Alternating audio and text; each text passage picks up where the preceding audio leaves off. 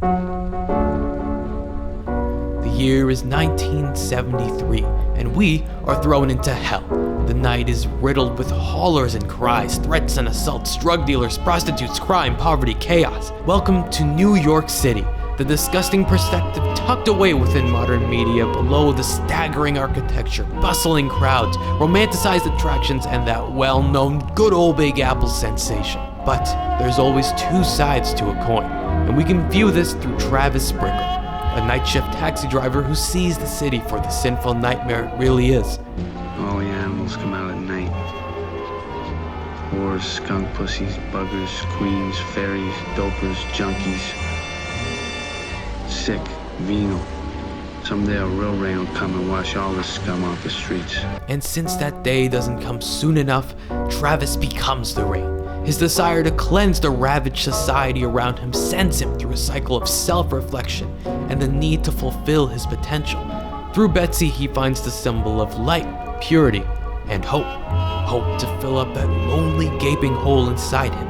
But Travis is unstable, incompetent, and dangerous. The weight of the crumbling city takes a toll on him each and every night, and his loss of that light sends him further and further into a lethal spiral of madness.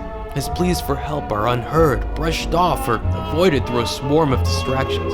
So to take matters into his own hands, Travis cleanses the streets himself. I just want to go out and really do something. I really want to. I got some bad ideas in my head.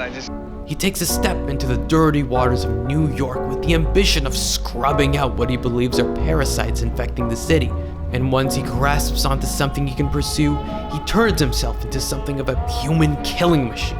His thirst to prove himself a worthy man above the masses and his quest for justice leads him into a gruesome showdown. Finally, the camera pans over the brutal aftermath, showcasing that Travis's journey is fulfilled and justice has been served.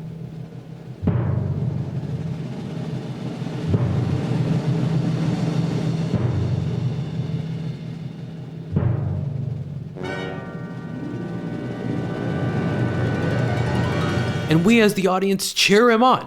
After all, his actions to save young Iris from her disgusting abuse and exploitation are moralistic and praiseworthy.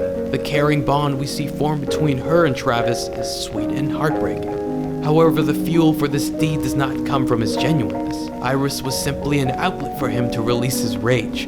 Just here before, we see Travis attempt to nearly inflict the very same violence onto the running candidate Palantine, his presidential campaign rally, and lots of innocent people. He shaves his hair for this, which is like, okay, yeah, awooga. But this is what soldiers did during the Vietnam War to symbolize them about to embark a reckless and suicidal mission. When he heads towards the rally, he knows he won't be coming back from this, because Travis isn't going in for justice, he is in to kill. The thing is that his anger does not come from a good place, such as the need to protect a girl from her creeping pimps. It's instead created from his intensified rage built by his frustration in failing to fit into society, the vile world around him, his aspiration to redeem these fallen women, and his isolation.